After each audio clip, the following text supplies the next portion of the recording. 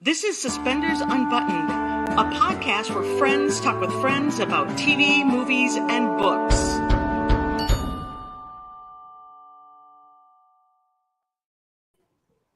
Hi, everybody. Welcome to Suspenders Unbuttoned podcast. My name is Sarah. And I'm Julie, and we're excited to welcome Markian Tarasiuk today. Welcome. Hi, everyone. Hi. Hello. Thank you for being here. Thanks for having me. Perfect. Well, we're excited today to talk about your new movie coming out on Hallmark on February 18th, and it's called Welcome to Valentine. So tell us a little bit about the movie and who you play. So I play a character named George, and Catherine Davis plays Olivia, and I like to describe it as just a road trip rom-com. Just to give everybody the quick synopsis here, George and Olivia get thrust together on this road trip across America, and I'm going to drop her off. I'm the driver of this 1973 Cougar, this really beautiful vintage car. Yeah. Oh, I have stories about. I never drove standard, and I had to learn for this movie. Okay. So I had difficulties, to say the least, but I just acted my way through it. George doesn't have difficulties. He knows these cars. And then we drive to Valentine, Nebraska, where the movie gets its name from, is Welcome to Valentine. And my car breaks down. And I think everybody in the Hallmark land can see what's coming once my car breaks down and I'm stuck in a small town in middle America. So yeah, that's kind of I like to describe it. There was a quote online that said, "It's when Harry met Sally with Southern flair." And then I was talking to someone. It's not in the South. It's in Nebraska. No. But so let's change that to Midwestern flair. Is that the right place?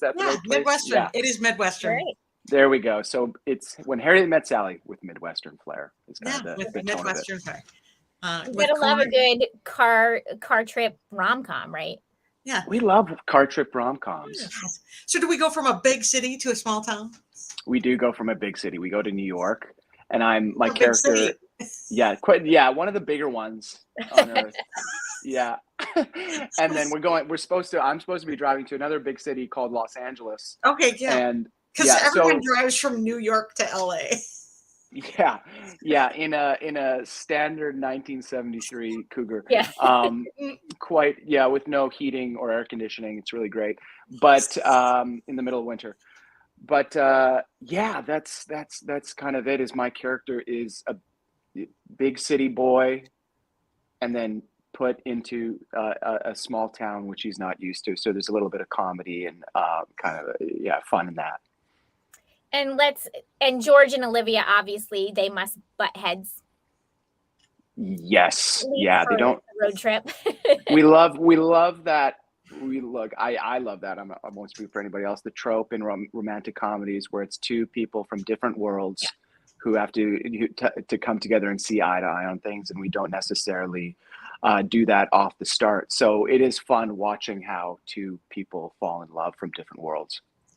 Yeah, I love that. I actually love it when there's like a little tension and a little like a lot unsaid, and got to work through that a little bit. It makes it a lot more believable when you get to hear about that. So your character, what do you like about him? What I like about George, look, I think, there's the Hallmark or, sort of the stereotype of, it's a story we've seen before. Big city person, woman or man, get put into a small town. And then like the animosity that may come with that. But what I like about George and how I played him was, yes, he's from the big city, but I brought myself to it. I'm originally from Winnipeg, Manitoba, in the prairies here in Canada. So I come from, which it's a smaller city, I guess, in terms of if we're comparing it to New York or Los Angeles. So I wanted to really bring myself to this. So I would say that George is more goofy, more animated, and a little more accessible. I think when we talk about these kinds of movies, I really try to just bring him down into a more fun, human young guy level. So that's what I really, really enjoyed about him. And Stefan, the director, really let me improvise, let me kind of let my imagination run wild a little bit with him. And so I had some liberties in creating it. Just, I think what's more of what you're going to see is more of like a fun Hallmark male lead. Yeah. Yeah. I like that. Yeah. We're liking some of those changes anyways, right? Like, don't just stand there. Like, we love the more interactive. I mean, like, yeah, when if I get into a role or a situation where you can bring a little more personality, where the character can offer that, and it's I've said I've never liked to use the word fun in interviews of like, it was a lot of fun. I think it's like the most stereotypical answer I could give. But truly, if I can, as an actor, have more fun in the role, I know the audience is going to have more fun with me. So that's what I really tried to do with this one. Yeah. I think Kat said you had a lot of fun. So we had a lot of fun. Yeah. That's great, because, you know, that makes those hours and that time period so much better. And then you're going to see it on screen. Yeah. I'm hoping so. It's and I think everybody post COVID, you just want to have fun and you just want to enjoy it. Like, that's what I'm doing with most of the things I watch now, is like, I'm not watching the serious dramas as much as I think I used to, just because I went through drama for 2 years with COVID. So if we can have some more fun and just bring in some more lighthearted, just kind of classic comedy or you know, banter, I think it's just much more enjoyable these days. Yes. I love a good banter. Good runs of banter. We like banter. Yeah. Oh, this is going to be your movie then, Julie. Movie. Yep. We love good banter. If there's not good banter, I'm not there. Right. I'll say that the preview looks really cute. So it looks really good. The description, you're kind of like, oh yeah, we've seen this before, but then you watch the trailer, and I thought, oh, this might be a little different than we're used to. So I'm excited to see it. I think it is going to be. Just and that was, you know, in dialogue and work with Kat, but also the director Stefan and our great executive producer Ashley Squires. They wanted to create something a little different, a little I don't know, just I just coming back to my comment before, just a little more free, a little more loose in the movie. So I'm interested to really watch it because I haven't seen the whole thing yet, just to see what Stefan went with in terms of the scenes, because there was times where we would do about 5 or 6 takes of the scene, and I would do it different every time and change my lines. And so it's going to be fun and interesting to see what Stefan went with in the edit. Yeah. Will you be are you doing like a watch party, and will you be on Twitter? I there's no plans for a watch party. I think I'll message Kat and see what we can work out. It's going to be on the W Network. I'm going to be in Canada when it premieres here. So I'll definitely, I got my PVR set, but it's so funny about watch parties and stuff I don't like watching myself. It and a lot of actors are like that. I think so what I usually do is I'm on Twitter on the night, kind of retweeting and seeing what the reaction is, but I'm not necessarily watching, just because of my self-consciousness just comes in. And then I'll eventually like build up my confidence to give it a watch. But who knows? Maybe I will watch this one on the first round. So what is your Twitter handle so that we can tweet along with you? It's Mark Taras. So half of my first name, half of my last name. Yeah. Okay. We'll find you. We'll find you. Find me. Yes. Yeah, I'll tweet back at you. So maybe since you're planning to do this and you're doing it, okay, I will watch it. I'm going to watch it with you. Come tweet with us. I actually am going to be away, so I probably won't watch live, but you never know. Are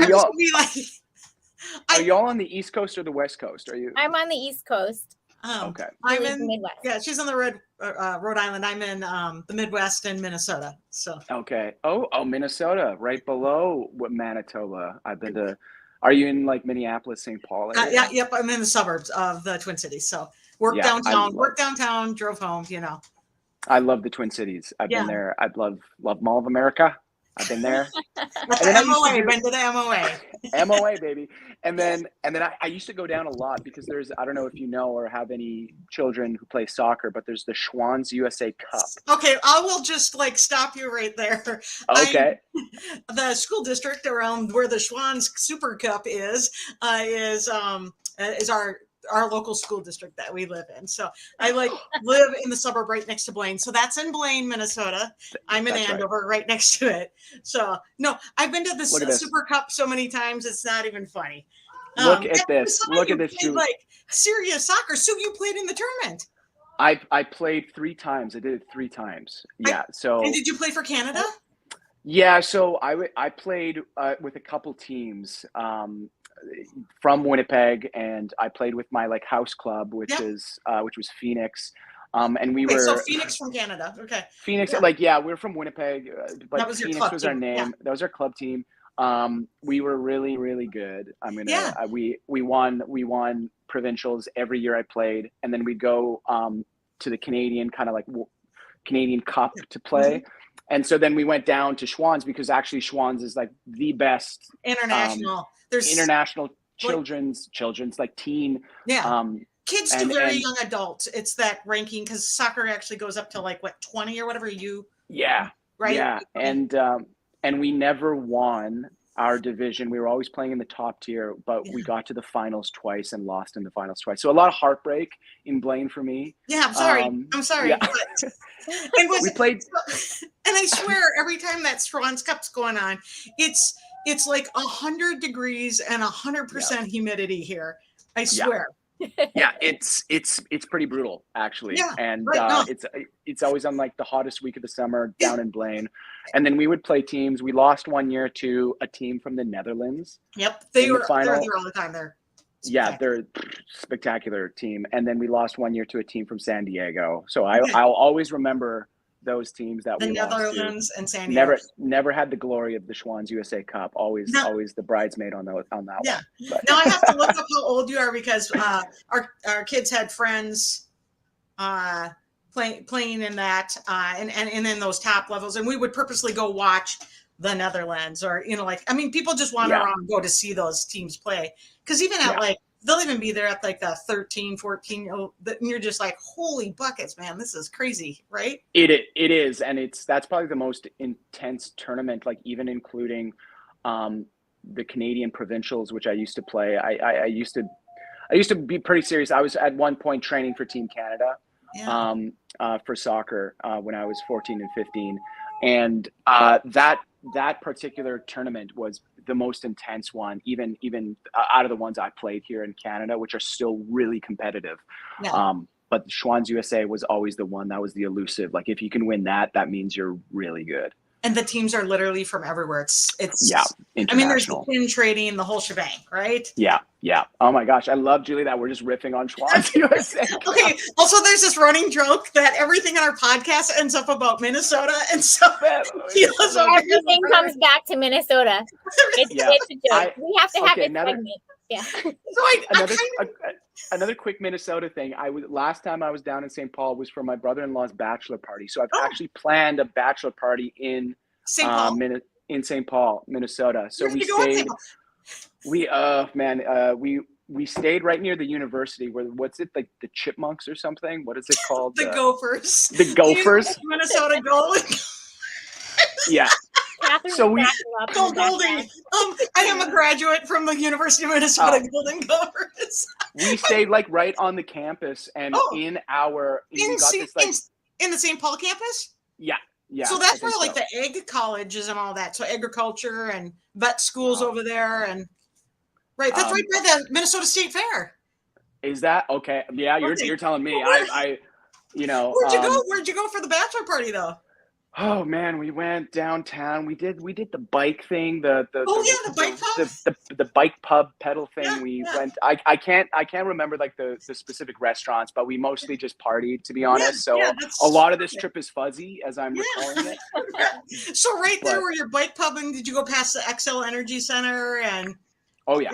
Yeah, right there. So where all the hockey stuff is, the backside is right. Yeah. Right. So I work at Children's St. Paul right there. That's right there. My gosh. That's Look at these connections. Look at these connections. One of these days, Sarah's going to come Do you here. think did you watch him play? You probably watched him. If this is the deal, I probably saw you play if you're in the right age range.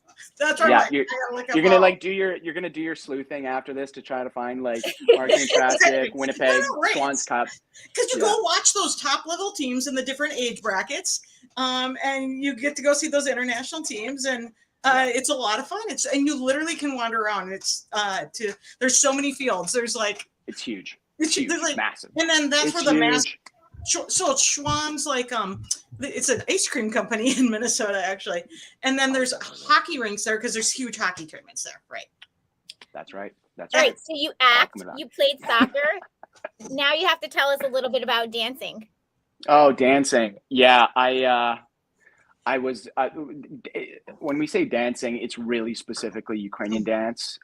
Is what we talk about. I have a bunch of dance stories just with auditions and stuff. I don't know how much time we have here, but you're the one. We got all the time. You're the one. We got all the time in the world. We can just sit here for hours. Awesome. Okay. Well, yeah. So I was a Ukrainian dancer growing up.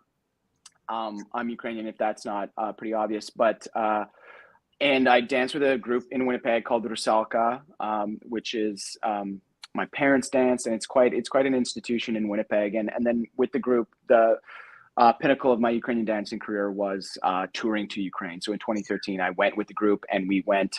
I think there's about 40 something of us, and we took a tour through Ukraine, starting in Kyiv, and then moving through all the villages all the way to the western capital, which is Lviv, and danced and put on these shows for villages and in these like kind of Soviet amphitheaters, which are pretty wild to dance in, and incredible experience. And so that was kind of my career as a dancer. And I would always do, if you've ever seen Ukrainian dancing, it's kind of the acrobatics. So I would do the aerial stuff. So I'd do the splits in the air with the pikes that go up like this, and like the spins and the twirls.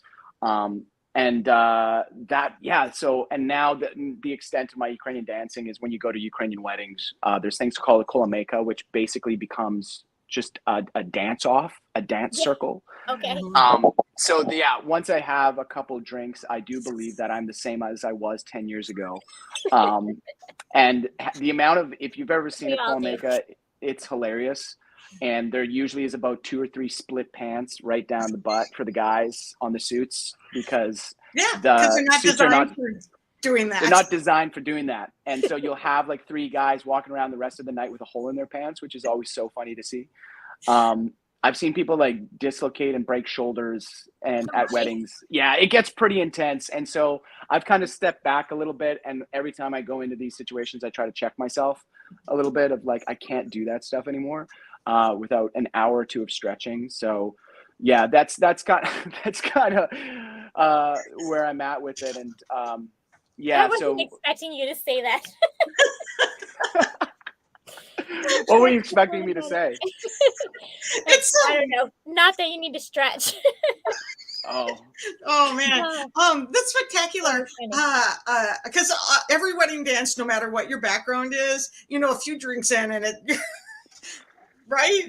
Yeah. And everybody reverts to, I think, their youth in those times, because it's like, I used to be able to do this, therefore my body can still handle this kind of abuse, but it cannot. It just can't. Yeah, so I've been very, very sore after weddings before. To the point of like where, I come back and say, you can't do that. You need to pre-ibuprofen before you go to that. Oh my gosh. Somebody's like, what are you popping right now? You popping some fun pills? It's like, no, it's just ibuprofen because I know it's about to come. Yep.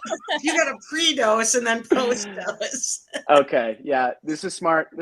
I might try that at my next wedding. Yeah. Your pharmacist says it will help. Listen to your pharmacist. Yes. Yes. That's fantastic. But what a great opportunity to be able to perform. Just like you learn all those performance skills when you do so many shows, though, right? Yes. Right. It's actually a great learning experience.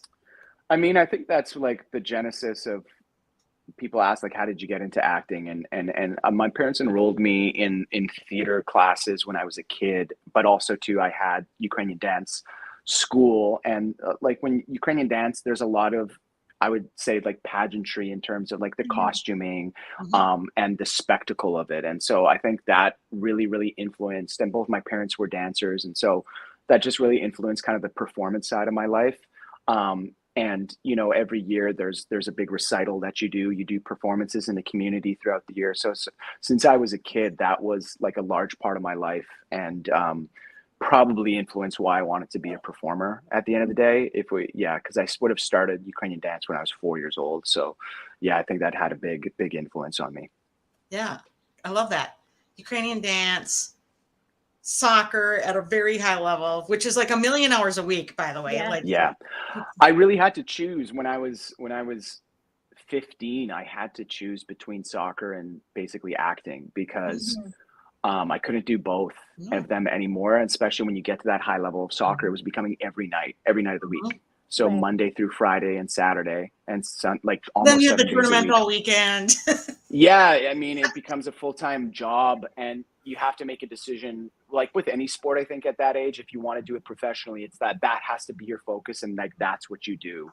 And I wasn't prepared to give up my love of acting, so I went down the acting route instead. I loved it more. And again, when you talk about sports at a high level, there becomes a point where it's so serious that if you don't still find it fun, which I stopped finding it fun, it got too intense and too serious. And then I kind of knew that in my heart of hearts and in my gut, to my dad's dismay and disappointment, that it wasn't going to be the thing for me, just because I wasn't loving it anymore. Right. You know, but it's like your parents can't do it for you. You have to do it for yourself. Yes. Right? Yes. It's not a big decision to make when you're only 15. Yeah, it is. It's an intense one, because it's like, you're not an adult yet. You don't think, and I guess that was like the first kind of career decision I had to make at that point. And I really did retire at the height of my soccer career. So I don't think my parents, or my dad especially, didn't really understand it, or my coaches or anybody, because it's like they see a track for you, which is like, you're going to go play for Team Canada. And like, you're on that track. And then all of a sudden one day I just woke up and said, I just don't want to do this anymore. And so it was pretty shocking, I think, to everybody that was involved in my soccer career at that point. You know, but look at you here now. Right? Now here we are. Now here we are. Sheila also in the comments says Ukrainian Christmas next. Let's do it. Ukrainian Christmas. What about Ukrainian Christmas? Let's have a movie that's that. There can be some Ukrainian dance. You can take the ibuprofen and make it happen. There's got to be. I just did Our Italian Christmas Memories, which was on Hallmark. And so that was the first time I brought my Ukrainian background to a project, of any project that I've done, which was really, really great. And so he kind of touched on a bit of the Ukrainian traditions and Christmas, and I wore my traditional shirt, which was my own, in that movie. But you're right. I think so. We were working on set on that one, and we were talking about this, and someone says, like, you should write a Ukrainian Christmas Hallmark movie. Yes. I was like, I mean, there's so many traditions and so many, babas trying to matchmake at Ukrainian Christmases, that I think there's a story in there. Also somewhere. throw in a wedding, because we need that scene. Yes. We need the dance scene. We need the dance off. Like somehow that's got to work in there. The split pants, everything. Yes. A Ukrainian wedding, like, to me, minus the, if you've seen The Godfather, like the beginning of The Godfather with the Italian wedding, I think they're pretty similar in their excess, and like there's people singing, there's people dancing, so just take away the bit of the, backdoor mafia stuff, which I've never seen at a Ukrainian wedding. And that's pretty much what it looks like. So yeah, I think there's something there. There's something there. I'll talk to some of my writer friends about it. Yeah. We need to see this happen. Yeah. It'll be a lot of fun. Go ahead. No, okay. For your movie, I was going to say, we have you for a half hour, right? So we have like 5 minutes left. Yeah. It's okay. I don't have to rush out of here. It's okay. Okay. Well, So how, then I'm going to ask, how did you get involved into this movie? How did you get pulled into I got pulled into it. I did a movie, another Hallmark called Homecoming for the Holidays years ago. And Ashley, the executive, saw me in that movie and kind of was waiting for the right project that she was going to be producing that she felt that I was right for. So I got approached to do this movie and got sent the script, and I actually didn't know it was Ashley, who's just such a sweetheart. And I accepted because I really thought the script was it was cute. It was right up my alley in terms of character. And then when we got to set, I met Ashley, and I never met her when I did a Homecoming for the Holidays because she wasn't on set for that one. But then she told me the connection and explained that story to me. It's like, I saw you, I've seen your work, and wanted to find the right character for you again. And here we are. And it happened. Yeah. That's a cool story. It's always interesting to me how people get pulled in, because it's not always auditions. Like sometimes it's like, come on, let's go. Yeah, that's a really privileged and lucky place to be as an actor. So when those things happen, it kind of feels like, there's no such thing as a small part, I think. And every project I try to go in, no matter how small my roles are, and I've had small roles, I've had larger ones, you just always want to put your best foot forward because you don't know who's watching. And in Homecoming for the Holidays, like, I was a secondary character, I wasn't the lead guy in that one, but look, somebody was watching, and so it's nice to have those moments that you feel recognized, and that somebody gives you a shot after that. We love seeing how the connections play out in this world, and they really do play out kind of beautifully. Somebody will see and then somebody else is like, oh, that sounds perfect, and then you're over there. Yeah. And I mean, Hallmark is really great. They've been really supportive of me in my career, and they're one of those networks who is loyal, and that that you do feel truly like if you do a good job, you'll be back, because they like creating a culture around the actors and around the people that they hire. So it's really, that's really great to work for them in that regard, because not a lot of productions or production companies do that. You kind of work for them and then you'll see them a decade later or something. And Hallmark is pretty adamant about bringing you back and wanting you in the fold. So I'm just lucky to be here. Yeah, that's fun. Well, we're lucky to have you Arian in this new movie. We're super fun. Okay, do you have a question, Sarah? Well, I was going to say, you have another movie airing the same weekend on E! So tell us a little bit about that. It's called Why Can't My Life Be a Rom-Com? Is that right? Yes, that's right. That's right. That's a great title. Yeah, and so I would describe it really as you're going to get obviously the Hallmark movie on the Saturday, and if you're looking to see me the next day in something a little bit more risque, where the cut isn't cut as quickly, right? In the one on E, they definitely. This is like one of the first kind of original content movies that E is creating, and they're starting to do content themselves, which I think is really exciting. And we're part of the first wave of them doing that, and it's very similar in terms of rom-com, in terms of style, but we get to maybe throw a few swears in there, and then it's really based around like the John Hughes movies of the 80s, where the two lead women in the movie go to the Hamptons to find husbands, rich husbands, and want to create a more kind of idyllic rom-com lifestyle for themselves. So it's them seeking that kind of lifestyle out, and men, and I happen to be one of the suitors of the lead in this movie. So watch, because I'm not going to spoil anything. It becomes a choice, right, of who's she going to choose at the end of this summer, and might be me. Might be you. Might be you. I hope it's me. I hope it's me. That's on E. And that's on Sunday, right? Yeah, on the 19th. Yeah, Sunday the 19th. Yep. Sunday the 19th. Yep. Well, that's a big weekend. Yeah, that's a huge weekend. It's a big weekend. This happened to me too on Hallmark. I had Golden Dragon and Italian Christmas Memories on the same weekend on a Same Saturday, weekend. Sunday. It's the same thing. So I don't know if it's a big conspiracy all in cahoots. All the networks with Markian is like, let's put them on the Saturday, Sundays and get them out there. Let's just, Double dose. To market So weekend. double dose everybody. You get Double the Markian in fun. spurts. Yeah, you got me in spurts is what's happening. Yeah. You'll be like double mint gum, right? Yeah. Double the fun. Double mint gum. That's what I should put in my bio. I am double mint gum. Yeah. Double the fun. No, for sure. So this is the first movie he's done.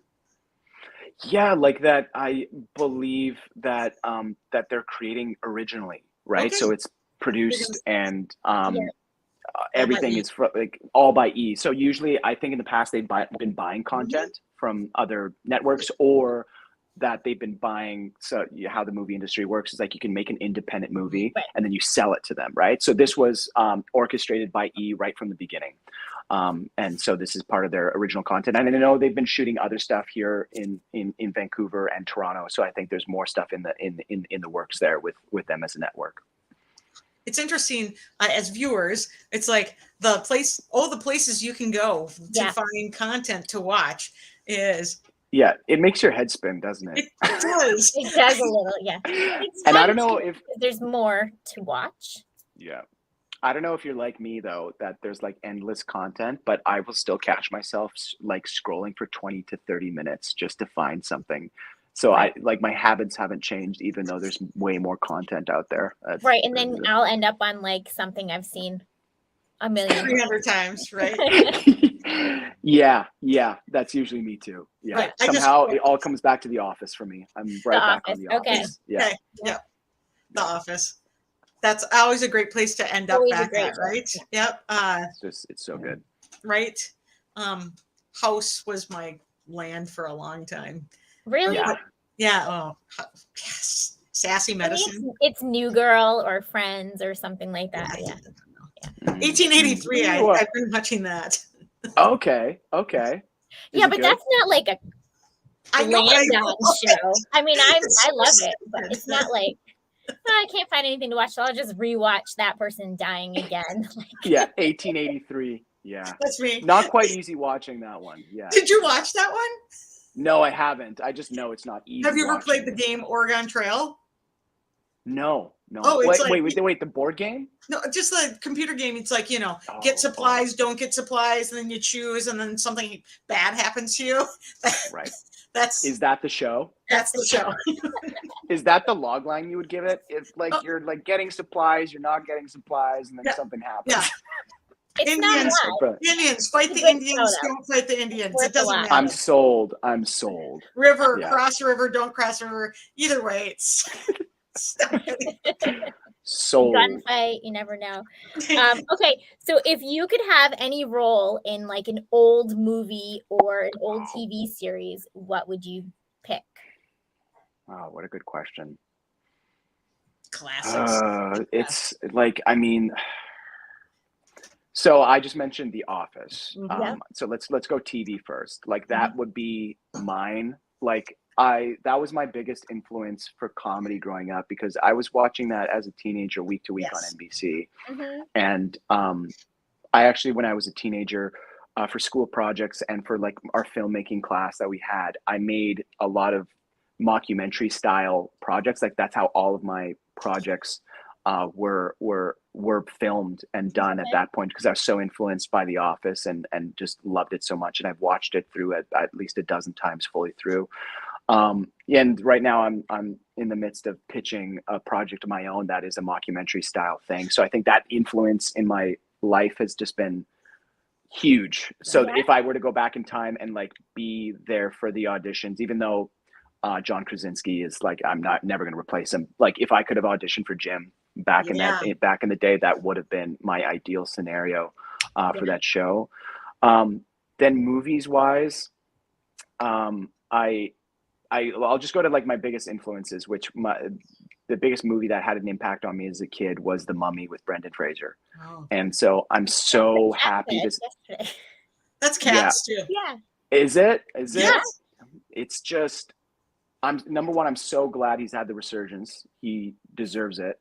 When I was a kid, like when I saw him on screen, that's who I wanted to be all the time, of like funny, but like masculine, filled with energy and passion, and just kind of radiates off the screen. And so that, like, if I think about my archetypes in terms of like where I get my influences, it would be like Jim Halpert, Michael Scott from The Office. I'm like a mix of both of them. And then if I were to put myself ever in the action space, it would be Brendan Fraser in The Mummy. Yeah. I just love that. It's the perfect movie to me. It's just the perfect movie, action movie. So those would be the two that I would insert myself if I really could. Yeah.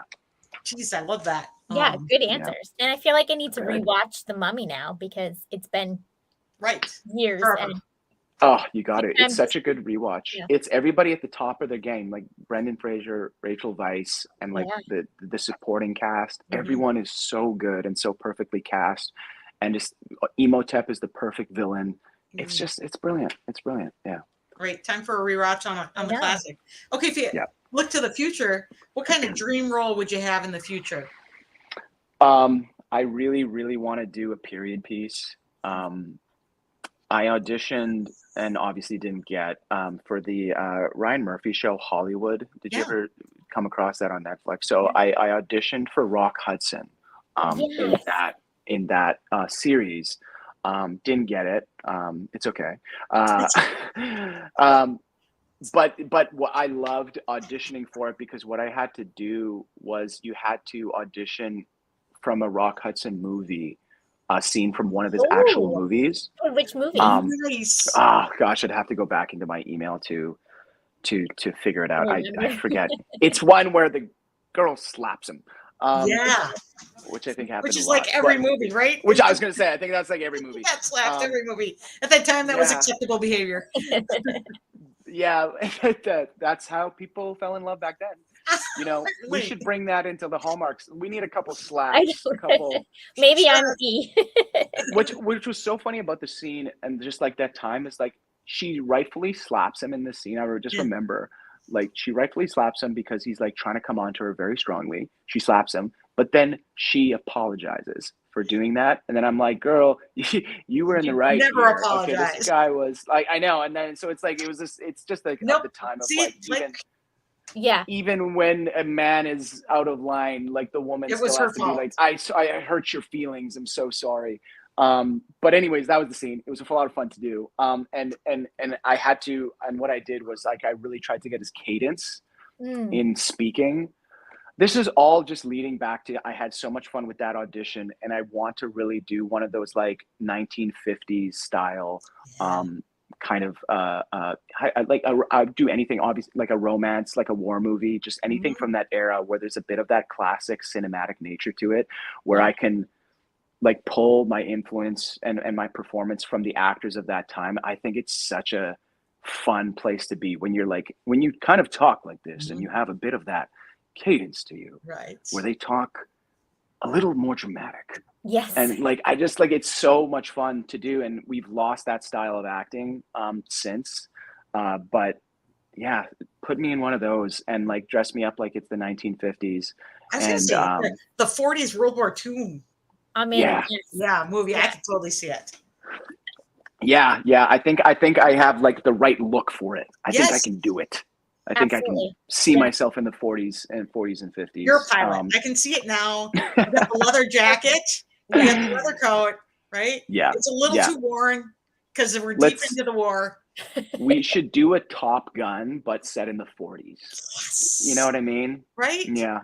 That should happen. There's like a couple of the movies that came out, like Midway was pretty recent that came out that I also auditioned for, and so they're there, but maybe one day it'll happen for me. We'll see. Fingers crossed. Yeah. So also, Kat answered she wants a period piece. I'm feeling like you two. Yeah. She's got the right look for it too, I think. Yeah. Gosh, yeah. Right? Yeah, she does. She kind of has that. Yeah, she could do really that. Striking. Yeah. And she could do the 40s hair besides.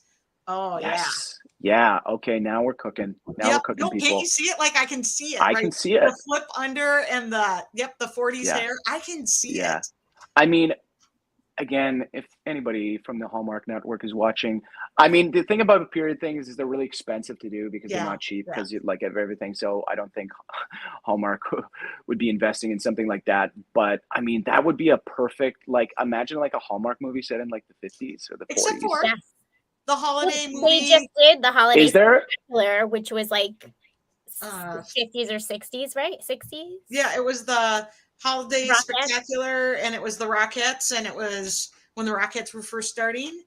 Oh, so they have done something in this. Yeah, oh, look at this. I'm talking to the experts, so this makes sense. Yeah. Julie Sherman Wolfe directed that one. And did she write it? Or was that she wrote Hanukkah on Rye. Okay. 1958. Thank you, Catherine. For Holiday Spectacular. Yeah. And then A Biltmore Christmas, just filmed with Chris Palaha and that's right. Who's in that with him? Bethany Joy Lenz. And that's in the 40s. At the Biltmore. Oh my gosh. Look at this. Look at this, you guys. It's calling your name. It's calling my name. Yeah. Hallmark, call me. Let's do one of the old ones. Call me. I'm all in on Hallmark doing the old movie. Yeah. Like the old movie feel. Classic. Yeah. Era, and the rom-com feel. We're all in. We're all in. Yeah, I think it's perfect. Yeah, it's a perfect marriage. And then throw a couple slaps in there, and here we go.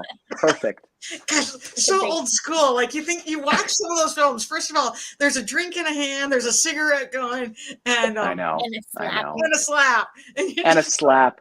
Yeah, and then I'll never get this line out of my head. In that scene, it was slap Rock Hudson, and then the woman. Forget the actress who was playing it. She goes, "Oh, I did hurt you, didn't I?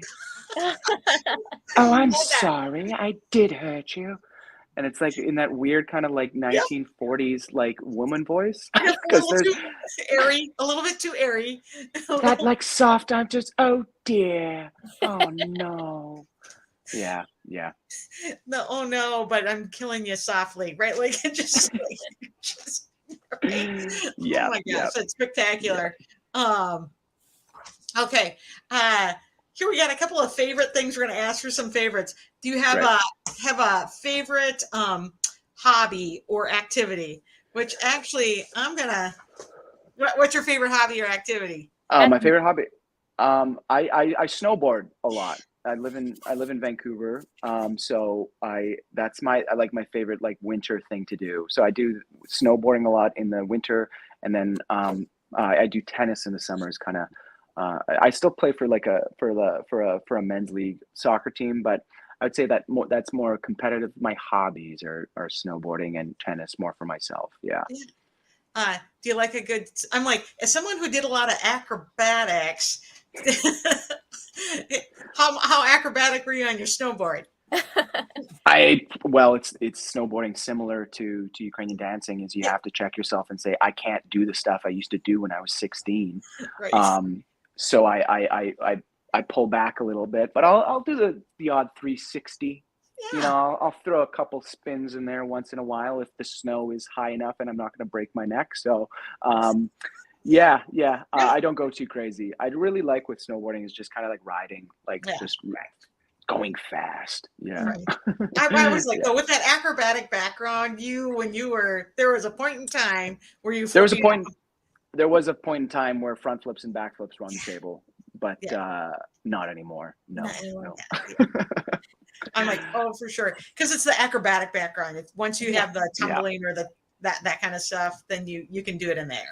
Right. Yeah, exactly. If you're not scared of the air is kind of like what it is. And I used to be less scared of the air for sure. It hurts a lot more now. Yeah. Even I if you land it right.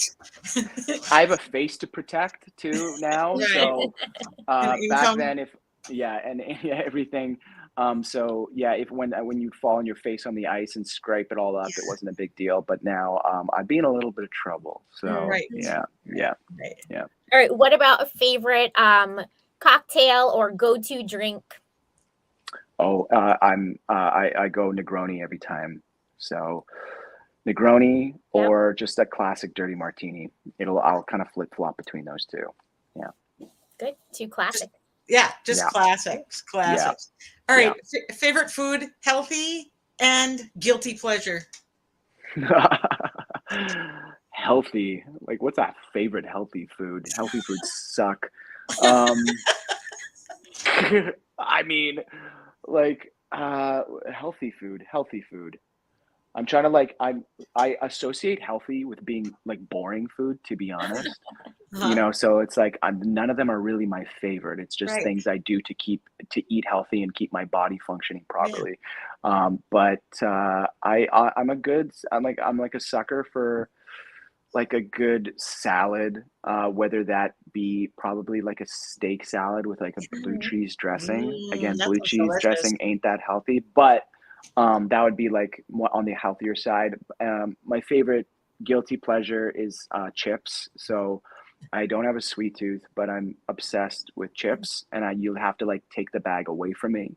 And in the chip land, it's just I go classic, like Dorito nacho cheese, like the orange bag. It's Just like, that's it. gosh, old school That's it. I don't like any of these fancy bag of flavors. I don't Doritos, like them. I don't want the weird cracked pepper stuff, the kettle, whatever. Give fancy me seasoning. those orange Cheeto dust fingers, Yeah, and like that's you've I'm a got the happy boy. fingers. Yeah, yeah, yeah. That's So it. no flaming hot Cheetos like all the middle No, schoolers and all those teens. There, everything has to be flaming hot, right?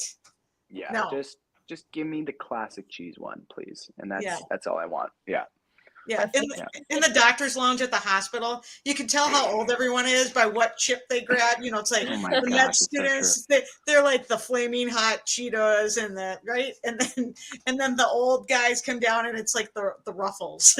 So, It's so true. Just like a potato chip, just like a salt and vinegar. And I'm like, oh, I nah, love a no. salt and I need a vinegar. little more excitement than salt and vinegar, but I don't want to go too exciting. So I think like the nacho cheese is right down the middle Yeah, in terms of like the spectrum of chips. It's kind of like, right. right in the middle. So just like my drinks, I'm just a classic guy. I'm just a Classic guy. classic guy. It's classic. And Just a so classic guy. when you sit down with the full bag of Doritos and And the somebody, martini. we're gonna need a photo. Doritos and a martini. Have I done that? Yes, I have. 100% you have. 100% I No, have. for sure. Done a martini and chips. I mean, come on. Yes. They actually they kind of complement each other. I wouldn't do a Negroni. The bitterness and the nacho cheese doesn't Yeah. go together, but something about the smoothness of the martini and with the olive with a bit of that cheese dust is actually a nice marriage. Yeah. Yeah. And Sprinkle you just it. eat right out of the bag, right? We're just eating out of the bag. Oh yeah, yeah, and like your martini glass is covered in like fingerprints. Yeah, yeah. Your little piece. All right. What about a favorite rom-com? Oh, my favorite rom-com is How to Lose a Guy in 10 Days. Oh, yeah. I Yeah. was just watching Kate Hudson. They were Ah. live because it was the 20-year anniversary Oh, of that 20 movie? years, of that really? movie. No Yes. Wow, way. it's been 20 Yes. years. Yikes. Oh man. Oh wow. Love Kate Hudson. Yes. Love Matthew McConaughey. Yep. So Yeah. yeah, that one to me is kind of like one of those more perfect It rom-coms. And is. I think I watched it not too long ago. hmm And it's nice when you revisit, especially in the mid 2000s, where you revisit and it's like not that problematic at all. Like that one generally is pretty good. You'll Right. get into some where you're like, oh God, Yes. that's what we were watching at the time. Yeah. And that one still holds up to me really well. Yeah. Yeah. I'm I an agree. 80s I girl. just Everything recently. we were watching was problematic. Yeah. Yeah. It sucks to go back to that era sometimes and be like, I It's love that fantastic, movie. but And you're just like, holy buckets, we are Caddyshack and we are oh yeah. Yeah. Yeah. Yeah. where, you just walked into that movie and I was nowhere near the right age to go in there. No one cared. Literally no one cared. No, the rules have changed a little bit. Yeah, absolutely. But no, that's a great movie. 20 years old, huh, Sarah? Jeez Yeah. Louise. Yes. Okay. Do you have a favorite band or singer? Favorite band or singer? I mean, I keep kind of like looking to the side and thinking about these just because these questions are tough because I don't really. You can say a few.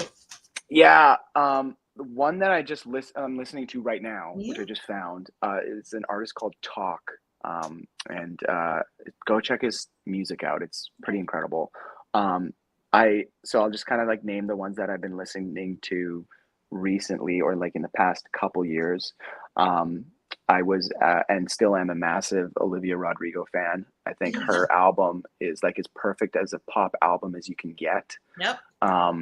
And my Canadian boy, The Weeknd, as well, I think is just like I really do like pop music. It's just something you can just bop to, and makes me happy. And so those two, like Olivia and like The Weeknd, to me are kind of like leading the pack in terms of like what they're doing musically and their style. And I think for Olivia, because she's so young, it kind of brings me back to like a falling in love in high school place, which is always a fun place to be mentally. So yeah, those are kind of like the artists that I just think over like the last few years. And then if we were to like kind of like zoom out on my life, the kind of the pop punk movement was really, really influential in my life. So My Chemical Romance, Sum 41, Blink 182, that's really like the stuff I, growing up in Winnipeg in the prairies that you really, really mashed out to. Billy Talent. So these kinds of like, which I still visit a lot. It's just such good music. So yeah, those are kind of like, that's like a whole smorgasbord of musical influences for me. And then I love musicals too. So you can catch me watching when I do my like Spotify rewinds. It's embarrassing because most of it's musicals, to be honest. So what are your favorite musicals?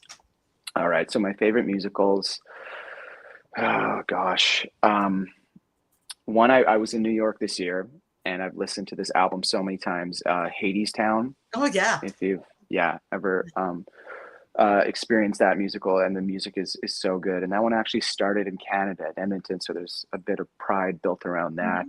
And then from there, I would say like you can get more classical with like Book of Mormon, and Wicked are just kind of those, I'd say the blockbuster popular musicals. Yeah, just the popular stuff. And we can sing the song too then. Oh my gosh, we can. Yeah, I could. Yeah, sit here and. Kristen, where are you? Yeah, where's the musicals? And like I'm just trying to think of like more of the. I'm not a big like Gilbert and Sullivan. I'm not on that classic side. The last musical I did was Billy Elliot, which I love that show, which I think is really, really spectacular. And so yeah, that's kind of like it. And then Stephen Sondheim, of course, is always there in the background for me, and it is such a. I mean, when you talk about wordsmith and just the impact he's made, his music is just so beautiful. I just kind of love them all, to be honest. It's like one of those things of like, I can just throw them on. Like I saw the Hello Dolly revival with Bette Midler. And then I was listening to Hello Dolly for weeks after that. So I'm kind of all over the place with what I prefer. Yeah. Well, that was the first show I ever saw. My grandmother took me to Hello Dolly. Yeah. Fun. And you can listen to Hello Dolly with some amazing women playing Dolly. Like well, I mean, Barbara Streisand did the movie version of it, right? And she's incredible. I used to take trips to New York every year before COVID to go see musicals, and also the Stratford Festival, which is kind of our Broadway in Canada in Ontario. And I would go every year to both places to go see. So I've just seen some incredible productions. One of them stands out as the Jesus Christ Superstar, the 2011 revival. That eventually made its way to Broadway. Was phenomenal. I saw the Les Mis. Was that the hard rock version? Yeah. Yes. No, we saw that when that toured through here. Yeah. Okay. There's a couple of versions like those. Yeah, but that was that. I'm like, that was the more like screaming guitars. Yes, a lot of screaming guitars. Okay. Starts out with a massive screaming guitar. Yes. So when that toured through here, I went with my son to go see that. My very cool theatery son, right? So one of us loves the screaming guitar and one of us doesn't. So guess which one loves the screaming guitar? That would be me. Yeah, he does. I was like, it comes... yes, 80s. And he was like, I don't think so. This year, I actually got really, really into the Beatles, the Beetlejuice soundtrack. Yeah. Okay. Yeah. Which is... They're on tour now, so if they're coming through your city, make sure to go see it. It is really spectacular in terms of its score. And I didn't get a chance. I chose Hades Town. over Beetlejuice, and that broke my heart that I had to choose, and now it's closed on Broadway. So they're starting to tour around. But yeah, I suggest go see that if you can. I'll have to look. Yeah. Yeah. Okay. One last one. Do you have a favorite restaurant? Yeah, I do. If any of you been to Vancouver? No? Not yet. No, It's on our checklist though. We're coming. It is. It's happening. Yes. Gorgeous city.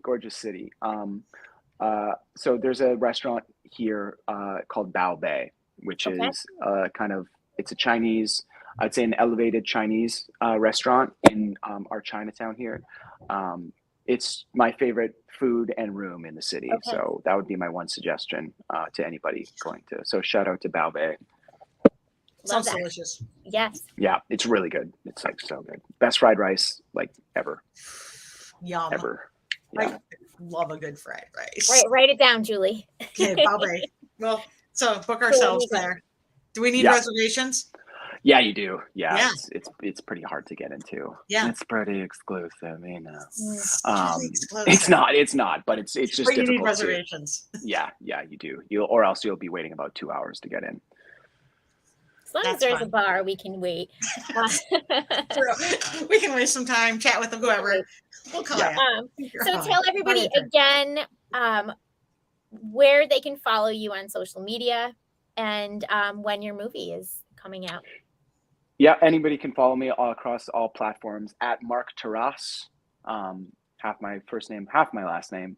And my movies, Welcome to Valentine, is coming out on February 18th, Saturday.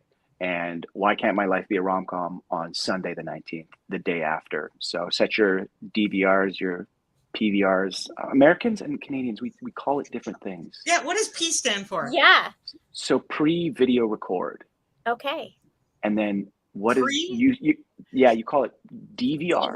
Digital video. Digital video record. Because it's you're pre-planning it. You're and we're digitally going to do like digital video recording. Literally what we're doing. There's like a bunch of these American or like Canadianisms or like these differences that are so funny because I've said PVR and people are like, I don't know. I have no idea. And I'm moving down to Los Angeles on March 1st. So I'm going to have to, I have to readjust the way I talk a lot of the time because there's so many Canadian things that get lost in translation. So I've been trying to pick up on things a little bit that Americans say. You'll be fine. Otherwise, people will just give you the blank look and be like, "Say what?" Yeah, I'm like the pre-video record. It's not. It is digital, but it's also pre. Yeah. We're setting it ahead of time. Pre. You get it? And they're be like, no. Yeah, the biggest thing for me is just gonna have to get used to the imperial system versus the metric system. That one, you've lost me. Please don't. Just. Oh. Thank you. So you disagree with it? Oh, I am in science. I work at a children's hospital. Milligrams per kilo per hour. We take their temperature in Celsius. Okay, great. Okay, thank you, Julie. There's like 3 of us in the whole United States. No, if you work none of it makes sense. No, right. No, for sure. Even the English people do not use imperial units. No, I think there's 3 countries in the world that use it. Are there 3? I thought we were the only ones. Yeah, there's like 3, I think. The other ones are like tiny countries. Yeah. But so miles per hour, distance, like all of that is. Every time I try to explain, I'm like, okay, 100 centimeters is 1 meter. Yes. 1,000 meters is 1 kilometer. It's super easy. Right. And then I'm like, you can't even tell me how many inches are in a kilometer, can you? No. Or how many feet? You can't, or in a mile. Sorry, in a mile. I can tell you how many centimeters in an inch, though. Yeah. 2.54. Yes. That's about the only one I know. 2.2 pounds in a kilogram. Because ridiculous. I have to change weights all the time. Right? Yeah. And the one thing I do on this is I convert temperatures all the time because we use Celsius for the kids. And that's what, and all the Canadian actors are like, it's. Man, that one's going to be the hardest to wrap my head around is the Fahrenheit stuff. It just doesn't make sense to me. And it's really hard to try to gauge because now I've grown up and your mind is just I'm like in a Celsius mode. Right. So when somebody says 100, I have no idea what that means. I'm like, it's hot. It's for sure hot. Yeah. It's just, I need specific, because there's a difference between 32 and 28. Okay. Celsius. So which one are we closer to? So yeah, that's going to be the hardest kind of change for me. No, you just learn the equation you have to do in your head. But I was saying I'm terrible at math. 37 is body temperature, right? Yeah. Right. So that's 98.6. And then 40 is real warm. You got a bad temperature if you're 40, right? Your kid's got a bad temperature. That's 104 in Fahrenheit. So 40 is 104. Okay, so that's even more than I thought it was. I thought 100 was going to be like 33, 32. So 40, it's 37 or 98. 37 is 98.6 is 37. 40 is 104, because I live my life right there, because we're taking kids' temps all the time, right? You know what's funny though about like that body temperature thing is like, okay, so our bodies are 37.4, right? But when you have 37.4 outside, you're like burning to death, even though that's technically just your body heat. Body temperature. That's correct. What up with that? Yeah. What up with that? Yep. What up with that? It's because you don't like it, because you got to cool off, because you can't cool off then. Okay. You're in the medical field. I'm learning things here. This is great. That's how you overheat. You just we always have a Minnesota segment and a medical segment in every podcast. And then sometimes we get the Sarah's Kids Disrupt the Podcast segment. So yeah, which they didn't. Not yet. Not yet. Okay, great. Before I leave here, why is it suspenders unbuttoned? What's up? What's going on with that? But are you saying that's an unusual name? I don't know what you're talking about. Yeah. I don't even. We get asked this all the time. We don't know how to explain it. So we go ahead, Julie. We actually had a fan group, okay, and then we started doing Instagram lives out of a fan group, okay. Yeah. And so the fan group was Suspenders Unbuttoned, okay. And then we did Instagram lives, and then we decided we were having fun with that, and we decided to do a podcast, but the podcast would be broad. So, and our podcast is a little unbuttoned, because we just let a conversation style go. Right. We don't care. Even we've been working with like music management company. We have musicians coming on. We have writers. We have producers. We have actors. We have directors. So we're a little unbuttoned. It's worked out well for us. Yeah. Because I was going to say, like, a little suspenders unbuttoned is it implies something to me. So I'm like, go watch my movie on E if you like suspenders unbuttoned. So that's our clip. Yes, there you go. There you go. If you prefer your suspenders unbuttoned, go watch. So maybe that's a good way to describe it. Is Welcome to Valentine is suspenders buttoned, and then E is suspenders unbuttoned, and there we go. Here we go. Yeah, perfect. You get a little of both ends of the spectrum there. Right? Yeah. Right? Yeah. Rated exactly. G, rated not G. Yeah. Well, this has been great. Thanks so much for having me. Awesome. Thanks for joining us. I like the unbuttoned nature of interviews, because I would honestly, talking about oneself is always a thing that one has to come to terms with, especially as an actor. But I would rather talk about Schwann's USA Cup any day. So here we are. We're literally just over there. I'm going to end the live real quick, and then we'll say goodbye off camera. So thank you, everybody, for watching. For a minute.